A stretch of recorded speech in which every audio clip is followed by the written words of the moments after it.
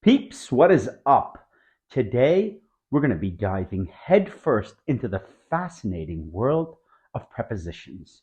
Join me as we explore not only their definitions, but also their many uses through idioms and expressions. Let's begin by opening the beauty of prepositions. A preposition is a vital linguistic tool that establishes relationships between various elements in a sentence. They denote the spatial, temporal, or logical relationship between nouns, pronouns, or phrases, and other words in a sentence. In a simpler term, prepositions help us understand where something is in relation to something else. Bear with me. Now, before we dive into idiomatic expressions, let's take a look at some common prepositions and their meanings.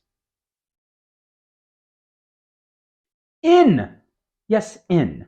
This preposition signifies being within or inside a particular area, space, or container. For example, when we say the keys are in the drawer, we're indicating that the keys are located inside the drawer.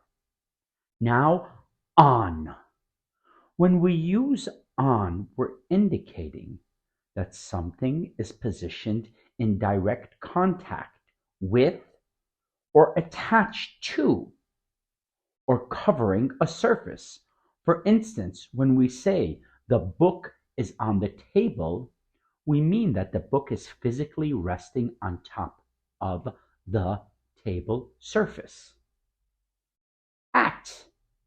This preposition pinpoints a specific location in time or point in space.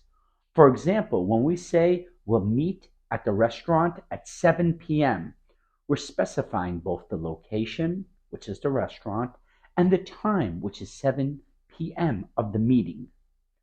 Under.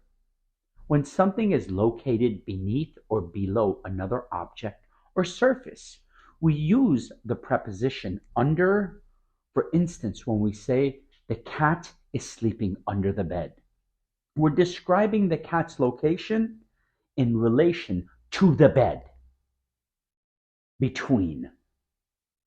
This preposition denotes the spatial relationship between two distinct objects, people, or points. For example, when we say she sat between her two friends, we're describing the position of the subject, she, in relation to her friends. Do you understand that? This zipper is between these two strands. Among, similar to between. Among indicates the relationship within a group of collocation or object or people. For instance, when we say he found his keys among clutter on the table, we're describing the keys' location within the cluttered space on the table. Behind. This preposition indicates the position at the back or rear of something or someone. For example, when we say the cat is behind the couch, we're describing the cat's location in relation to the couch. The TV is behind me. Above. When something is situated at a higher level or position than another subject or surface, we use the preposition above. For instance, when we say the sun is above the horizon, we're describing the sun's position in relation to the horizon. Below. The opposite of above. Below signifies being situated at a lower level or position than another object or surface. For example, when we say the treasure is buried below the surface, we're describing the treasure's position in relation to the ground surface. Beside. This preposition denotes being next to or alongside something or someone. For example, when we say she sat beside her friend during the movie, we're describing the subject's position in relation to her friend. You with me? These prepositions are building blocks of spatial and temporal relationships in language, providing essential context and clarity in communication. Now that you understand this, let's explore how prepositions are woven into idiomatic instructions. Excuse me. Now we've established a solid foundation. Let's explore how prepositions are used in idiomatic expressions. Number one, on cloud nine. This idiom signifies extreme happiness or elation. For example, she was on cloud nine since she got her job promotion. B. On cloud nine. When I got my promotion, I was on cloud nine. I'm a lawyer. And just like that, we stopped fighting and celebrated Marshall's success. You see, when someone's bad habits are pointed out to you, it's hard to ignore them. I'm a lawyer now, because I passed the bar. I'm imposing martial law on this champagne. Are you literally on cloud nine right now? Maybe you never have to take the bar again. Actually, if he practices law in another state, he will have to. But New York! I'm a lawyer. And just like that, we stopped fighting and celebrated Marshall's success. You see, when someone's bad habits are pointed out to you, it's hard to ignore them. I'm a lawyer now, because I passed the bar. I'm imposing martial law on this champagne. Are you literally on cloud nine right now?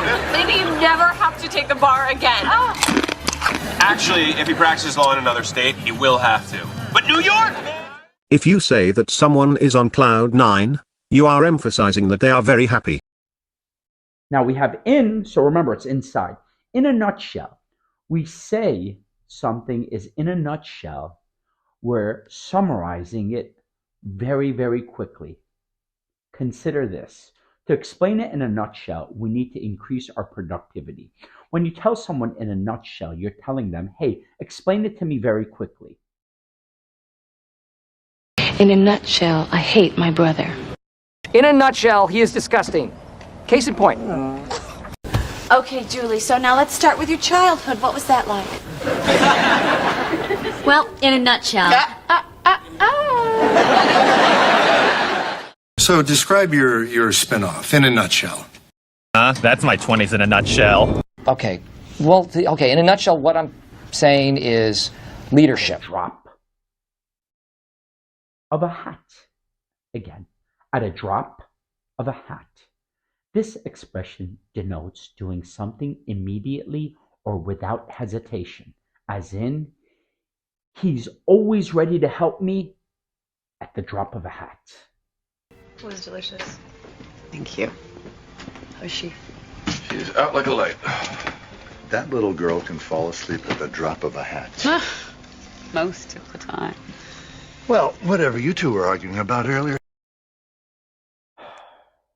Under the weather. When someone feels unwell or sick, we use this expression.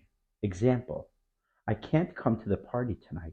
I'm feeling a bit under the weather. Now, I showed you guys a few films, but I just wanted to let you know I think films are not bad. It's better I describe it because I'm a native speaker. When you say you're under the weather, it doesn't mean you're very sick, but it means you're not feeling well. I'm not coming tonight. I'm a bit under the weather. This one is really cool. Between a rock and a hard place. When someone is faced with a difficult decision or situation, we say they're between a rock and a hard place. For example, she's between a rock and a hard place with her job offer. Imagine you have $100 and your father wants to borrow the $100 and your mother wants to borrow the $100. You're between a rock and a hard place. Who do you give the money to?